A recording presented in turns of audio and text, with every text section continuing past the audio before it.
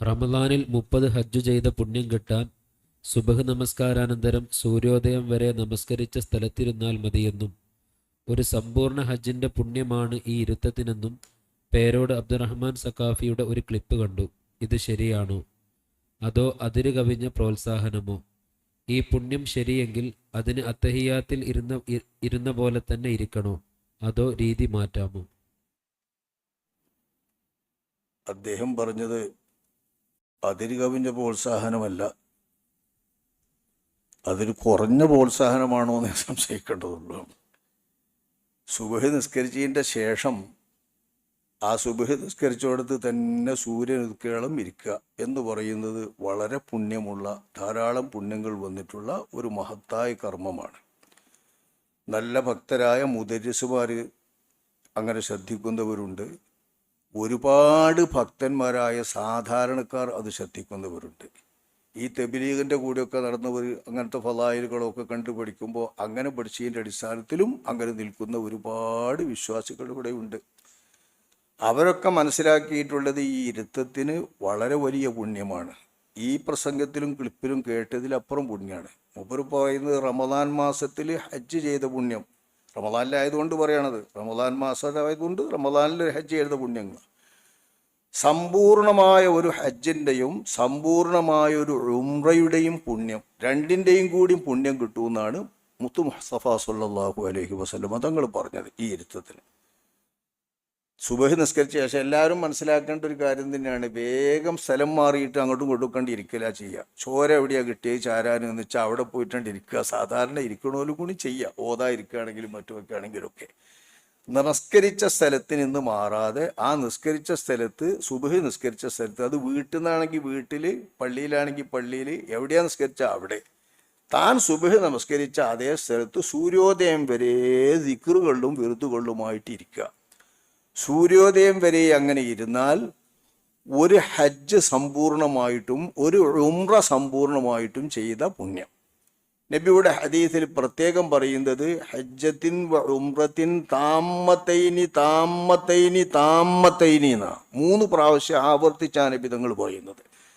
ഒരു ഹജ്ജും ഒരു ഉംറയും സമ്പൂർണമായി ചെയ്ത പുണ്യം, ഒരു ഹജ്ജും ഒരു ഉംറയും സമ്പൂർണമായി ചെയ്ത പുണ്യം തന്നെ ഉണ്ട്, ഒട്ടും കുറയാതെ എന്നാണ്. ഹജ്ജും ഉംറയും സമ്പൂർണമായി ചെയ്ത പുണ്യം എന്നാണ്. ഹജ്ജിൻ്റെ മാത്രം പുണ്യമാണ് ഈ പ്രസംഗത്തിൽ കേൾക്കുന്നത്. ഇത് പതിവായി ചെയ്തുകൊണ്ടിരിക്കുന്ന ആളുകളും ഒരുപാട് വിശ്വാസികളുമുണ്ട്. അവരൊക്കെ ഇത് കേട്ട് മനസ്സിലാക്കിയിട്ടുള്ളത് ഹജ്ജിൻ്റെയും ഉംറൻ്റെയും പുണ്യമുണ്ട് എന്നാണ്. അതിൽ നിന്ന് പോവുകയാണ് ഇപ്പോൾ ചെയ്യുന്നത്. ഓൽക്ക് നിരാശ വരികയാണ്. ഇതുവരെ പഠിച്ചോല് പ്രതീക്ഷിച്ചിരുന്ന ആശയിൽ നിന്ന് മാറേണ്ടി വരികയാണ്. ഓൽക്ക് ഉംറൻ്റെ പുണ്യം പോവുകയാണ്. അങ്ങനെയല്ല വേണ്ടത്. കേൾക്കാത്തവരെ സംബന്ധിച്ച് ഒരു ഹജ്ജിൻ്റെ പുണ്യം കിട്ടുമെന്ന് പറഞ്ഞാൽ വലിയ പ്രതീക്ഷ തന്നെയാണ്, പ്രോത്സാഹനം തന്നെയാണ്. പക്ഷേ കേട്ട് ചെയ്യുന്നവരെ സംബന്ധിച്ചിടത്തോളം നിരാശയാണ് വാസ്തവത്തിൽ ഇത് ചെയ്യുക. കാരണം ഉംറൻ്റെയും ഹജ്ജിൻ്റെയും കൂടി പുണ്യ. ഉംറ ചെറിയ പുണ്യമല്ലല്ലോ. ഉംറക്കായിട്ട് നമ്മൾ എത്ര റുപ്യ മുടക്കിയാൽ പോണ് ഒരു ഉംറക്കായിട്ട്? ഹജ്ജിന് പറയും അതെ. ഇപ്പം ഹജ്ജ് പോലെ തന്നെ ഫറളായിട്ടുള്ള വാജിബായിട്ടുള്ള ഒരു കർമ്മമാണ് ഉംറ. സുന്നത്തായിട്ടും അത് ധാരാളം നിർവഹിക്കും, ധാരാളം പെരുപ്പിക്കുന്ന അമലുമാണ് ഉംറ. അങ്ങനത്തെ ഉംറ ദിവസേന സമ്പൂർണമായിട്ട് ഉംറയും ഒരു ഹജ്ജും ചെയ്ത പുണ്യം സുബഹി നിസ്കരിച്ചേർത്ത് സൂര്യോദയം വരെ ഇരുന്നാൽ ഉണ്ടാവും. ചില റിപ്പോർട്ടുകളിൽ സൂര്യോദയം കഴിഞ്ഞിട്ട് ഒരു 2 റക്അത്ത് നിസ്കരിക്കുകയും ചെയ്യാന്ന് കൂടി കൂട്ടിയിട്ടുണ്ട്. സാധാരണഗതിയിൽ നമ്മുടെ ഫുഖഹാ അത് കൂട്ടിയിട്ടില്ല. ഇരിക്കുന്നിടത്ത് തന്നെ ഇരിക്കുക എന്ന് പറഞ്ഞത് തോന്നിട്ടുള്ളൂ. ഇരിക്കുന്നിടത്ത് തന്നെ ഇരിക്കുക, അവിടുന്ന് വിടാതെ ഇരിക്കുക, ദിക്റും വിറുതുമായിട്ടിരിക്കുക. അത്തരം ദിക്റുകളോ വിറുതുകളോ അനാവശ്യത്തിന് വേണ്ടി മുറിക്കൽ കറാഹത്തുമാണ്. വേണ്ടാത്ത കാര്യങ്ങൾക്കായിട്ട് അത് മുറിക്കുന്നത് കറാഹത്താണ്. അതായത് അനാവശ്യമായ വർത്തമാനങ്ങളോ ആവശ്യമില്ലാത്ത വല്ല വർത്തമാനങ്ങളോ, ഓരോരുത്തർക്കും അങ്ങനെ ഇരിക്കുന്ന സമയത്തുണ്ടാവുമല്ലോ ഓരോ സംസാരം, അങ്ങനെ അനാവശ്യമായിട്ട് ഈ വിറുതുകൾ മുറിക്കരുത്. അങ്ങനെ മുറിക്കാതെ ആ സ്ഥലത്ത് തന്നെ ഇരിക്കുക.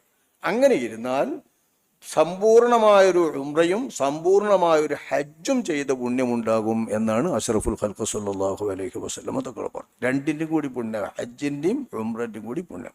അപ്പം അതുകൊണ്ട് ഇത് അതിര് കവിയലല്ലോ. മൂപ്പർ പറഞ്ഞ സത്യം തന്നെയാണ്. റമദാൻ മാസത്തിലാവുമ്പോൾ ഇത് പ്രത്യേകം ശ്രദ്ധിക്കാൻ വേണ്ടി പറയാണ്. ഇത് കഴിഞ്ഞ ആളുകൾ വേഗം ഉറങ്ങാൻ പോകും.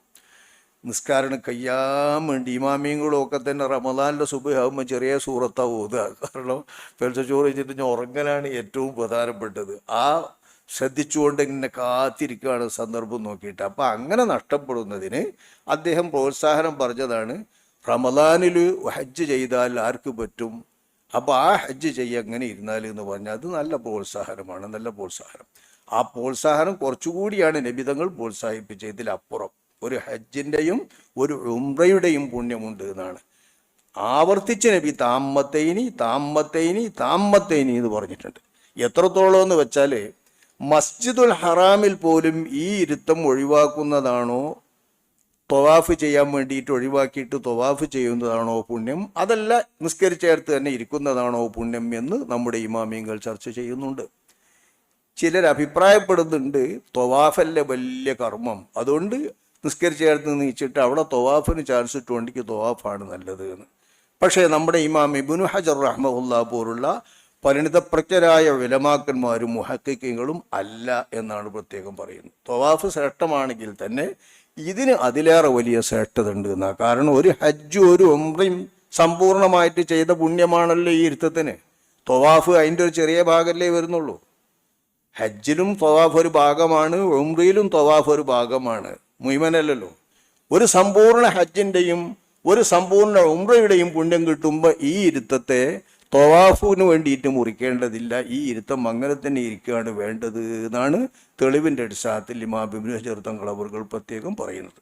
അപ്പോൾ ഊന്നി മനസ്സിലാക്കേണ്ടത് ഒരു ഹജ്ജും ഒരു ഉംറയും സമ്പൂർണ്ണമായി ചെയ്ത പുണ്യം സുബ്ഹ് നിസ്കരിച്ചിടത്ത് പിരിയാതെ സൂര്യനുദിക്കുകളും ഇരുന്നു കൊണ്ട് വിരുതുകളിലായിട്ട് കഴിഞ്ഞുകൂടിയാലുണ്ട്.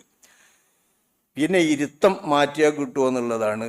അത് അത്തഹിയാത്തിൻ്റെ ആ ഇരുത്തം തന്നെ ആവേണ്ടതില്ല എന്നാണ് നമ്മൾ മനസ്സിലാക്കേണ്ടത്. ആ സ്ഥലത്ത് തന്നെ നിൽക്കാന്നേ ഉള്ളൂ. കാരണം അഷ്റഫുൽ ഖൽഖ് സ്വല്ലല്ലാഹു അലൈഹി വസല്ലമ തങ്ങൾ തന്നെ സുബ്ഹ് നിസ്കരിച്ചിടത്തുള്ള ഇരുത്തം നബി തങ്ങൾ ഇരുന്നിരുന്നത് ചമ്രം പടിഞ്ഞാണ് എന്ന് ഹദീസിൽ സ്ഥിരപ്പെട്ടിട്ടുണ്ട്. തറബ്ബുവിൻ്റെ ഇരുത്തം, തവറുക്കിൻ്റെ ഇരുത്താണ് നമ്മൾ അത്തഹിയാത്തിന് ഇരിക്കുക. അവസാനത്തെ അത്തഹിയാത്തിന് നമ്മൾ ഇരിക്കുന്ന ഇരുത്തത്തിൻ്റെ പേര് തവറുക്കാണ്. ആ തവറുക്കിൻ്റെ ഇരുത്തത്തിലല്ല നബി തങ്ങൾ ഈ ഇരുത്തം ഇരുന്നിരുന്നത്. നബി തങ്ങൾ ഈ ഇരുത്തം തറബ്ബു ആണ്, ചമ്രം പടിഞ്ഞാണ് ഇരുന്നിരുന്നത് എന്ന് ഹദീസിൽ കാണാം. നബിക്ക് ആശ്വാസം അതായതുകൊണ്ടാണ്.